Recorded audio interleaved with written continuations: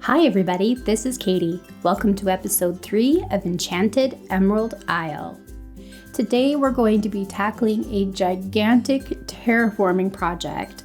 I am going to create the shape of a clover in the actual cliff land in the middle of the island. You can see the top right, pretty much entire corner of the island is completely flattened at level 2. And I'm going to use the cliff for level 3 to create the shape.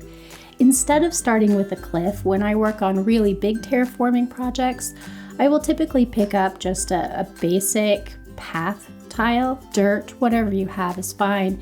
You can see here when I switch over to the map, I can see the path on the map really easily, and I can start mapping out the shape.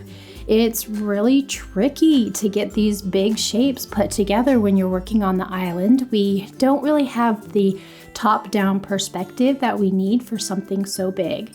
So you can see here, I'm just taking that path, and then ever so once in a while, I'm not going every single space, just here and there as I go around and I'm creating the clover shape on the land in front of me. Every once in a while, I'll switch over and check the map, and you can see as I go around, even though I'm going at an accelerated pace here on the video, I'm checking that map pretty frequently to make sure that the shape is turning out the way that my brain envisions it being. Now, the clover shape is fortunately pretty straightforward. It's not that weird, but at the same time, it has a lot of curve to it, which is tricky on a grid game like this, where it doesn't want to go very far off the basic grid path that has been put in place. So I have to check the map all the time. If you ever plan on doing something this big in the game, that is my number one recommendation. Just check the map, and then check the map, and then be prepared to check the map some more.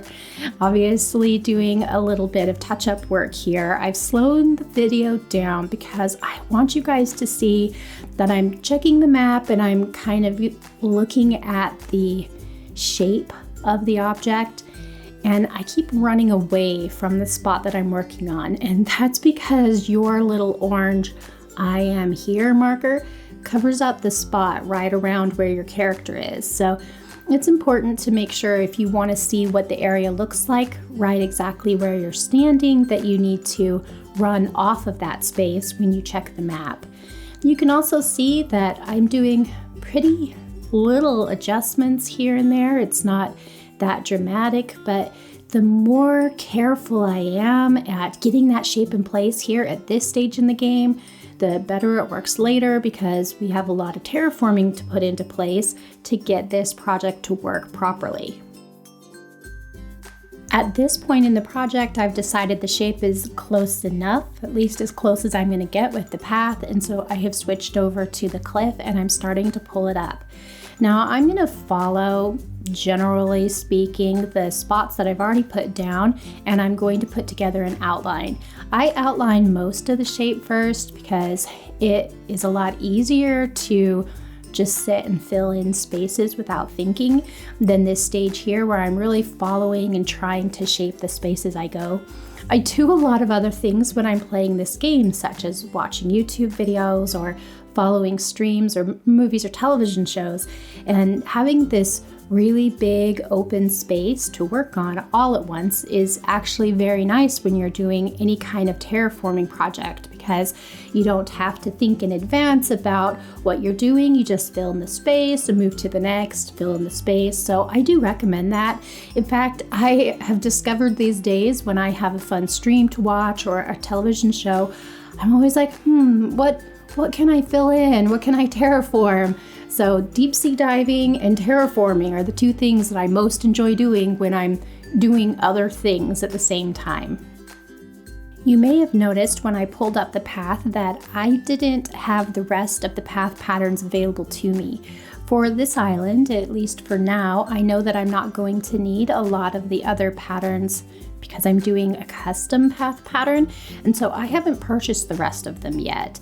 I'm not sure if I will be doing additional themes on this island again, or if I'll reset the same way I did this time for the second island. And because I don't know yet, I don't want to use Nook Mile points towards purchases that I may or may not need in the future. So I do recommend that if you are moving forward.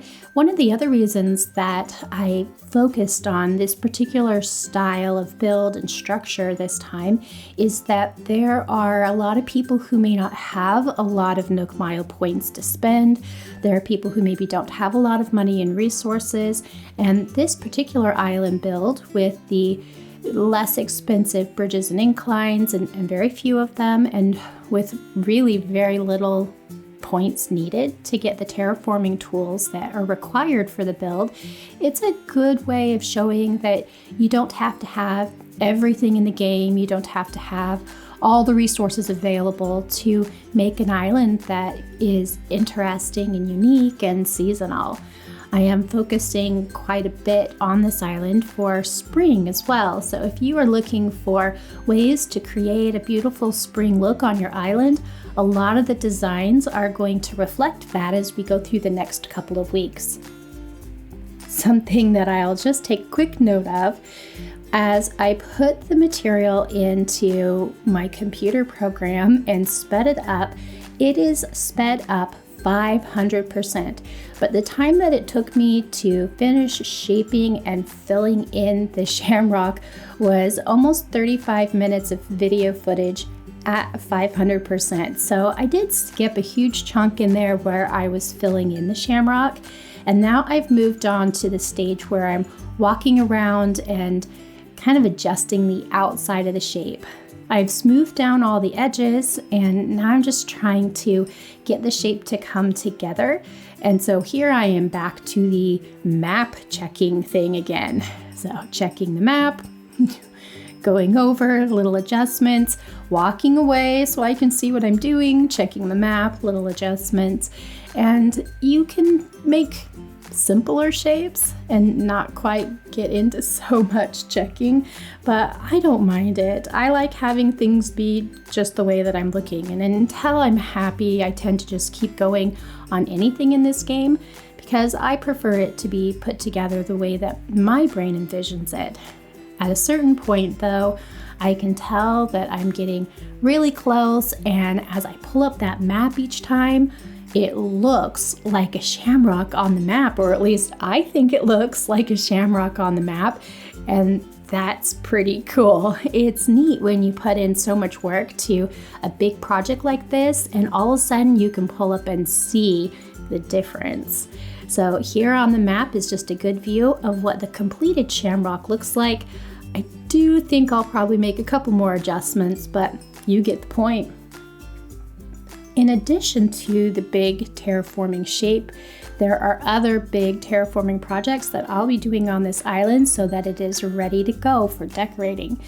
All the way around the edge, starting back here with the secret beach, I am terraforming big chunks of land away from the edge. And Quilson, he was determined to get in my way on this one, but eventually I was able to get the land down.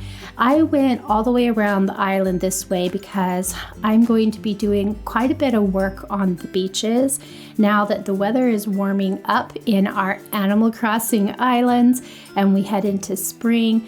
Then I thought it would be appropriate that we readdress the beaches seasonally. And I also really wanted the shamrock to be more like a pinnacle high point on the island, and it be lower around the edges of the island the way that a regular island would be. So the decorating space that we have to work on and put together in this island is actually going to be very extensive on the beaches and the rocks as we go through. Here you can see Quilson was in my way again. So I just sort of politely got up and just kind of pushed him a tiny bit. Sometimes you have to, as long as you don't push too much, the villagers aren't going to get mad. You can push them a little bit here and there to get them out of your way. It's part of why you can push them. So as long as you're slow and, thinking good thoughts, it's not too bad and you can move forward with progress. Here along the back of the island, you can see I'm doing this big long stretch, which is very satisfying in fast forward, might I add. But this is going to give me a pass that goes through the back part of the island. And I'm starting to think, even while I'm doing this, about the rocks back here and how we're going to incorporate this strip into part of the beach area. So definitely a lot of work to do there. The next big terraforming project, I am going to be creating an enchanted forest, and that forest will be half up on that second layer where we'll be walking, and part of the forest is going to be in two big kind of wells, holes, little valleys in the ground. I already had one that was in there, and so I am moving over to create a secondary spot. And as you pull the map up, then you'll see now I'm filling back in because I want two separate spaces. I can't wait to put these together. They're going to be our little fantasy style mushroom forests that'll be down below. And I went ahead and finished creating the space down there, and now I'm at the top looking down into that valley. And then across the little bridge here, you can see the first valley I've pulled the water down into. I'm going to go ahead and put the fence in place.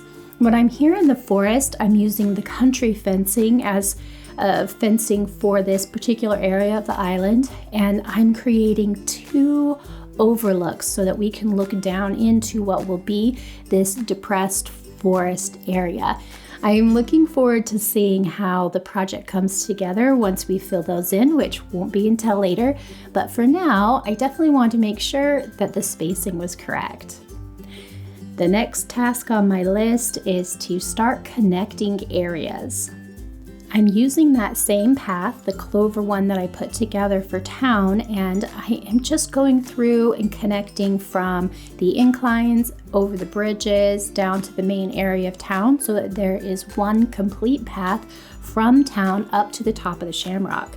The plan is to put a little bit of a leprechaun gold treasure hoard at the top of the shamrock, and that is going to be pretty cool. I've got some ideas. I'm not going to share the rest of those ideas with you now, but the path from town to the shamrock is part of this forest, and I'm creating those two really cool areas to overlook it.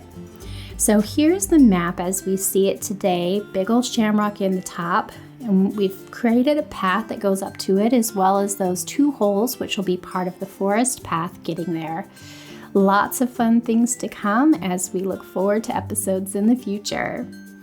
I hope you guys found something useful here and that you continue creating in this game. Until next time, have the best Animal Crossing day.